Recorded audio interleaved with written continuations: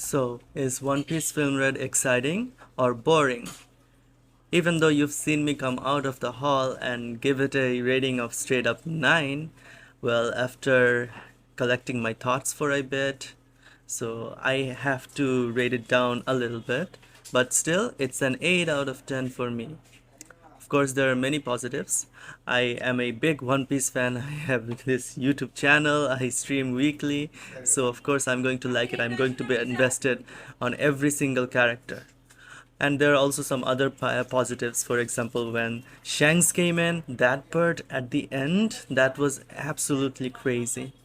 I wouldn't give that part a solid 10 out of 10 either, but I did enjoy it, especially when Shanks and also the Shanks pirates, the red-haired pirates and the straw-hat pirates, so they actually worked in tandem with each other in parallel worlds. Even though Luffy and Shanks didn't actually meet, they still did in a parallel world. And of course, I'm a big fan of Usopp, so I really loved what he did. I'm not going to spoil by saying exactly what he did though.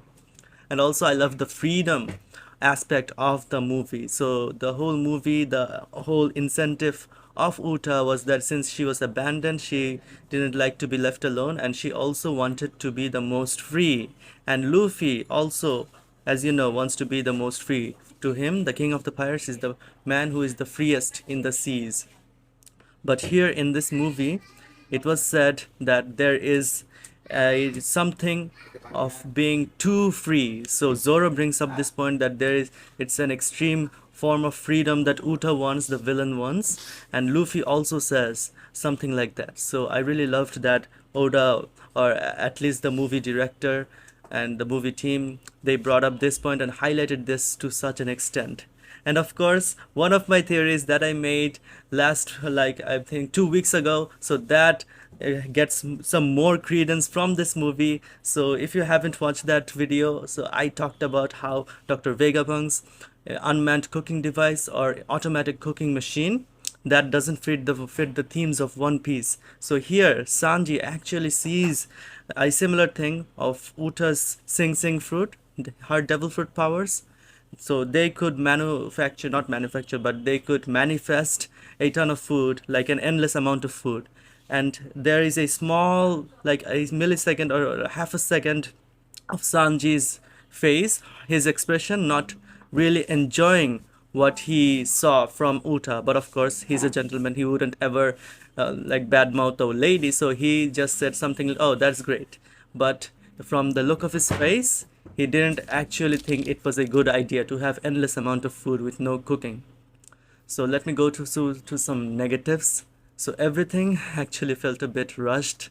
No, it didn't feel boring to me. It was exciting, but it could have been a lot more exciting if it wasn't such a fast pace throughout the movie. So everything seemed like it kept going up a notch, up a notch, up a notch. We didn't have a little bit of time to actually sit back and process what's going on.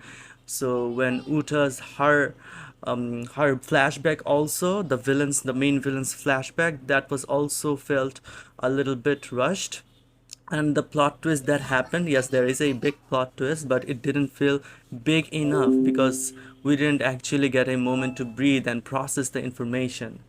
But overall, I really enjoyed the movie, and the music. Everyone says that the music is too much, especially for people who don't like musicals. And my best friend, who I went to the movies with, he also didn't enjoy the music aspect that much, but she also didn't hate it.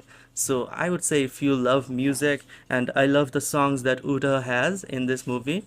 I love especially Shinji Daya, like a new Genesis. And my suggestion to you would be to watch the prequels before the movie, which is episode 1029 and 1030, because that really characterizes Uta a lot. So I think she actually needs this characterization because everything felt so rushed. Oh, and another thing is that there were no specific one-on-one fights like Sanji, Zoro, Luffy. It was like a battle royal. So yeah, I did enjoy the movie, and yeah, thank you for seeing and thank you for watching. Hope you stay with me on my journey to become more fluent in English.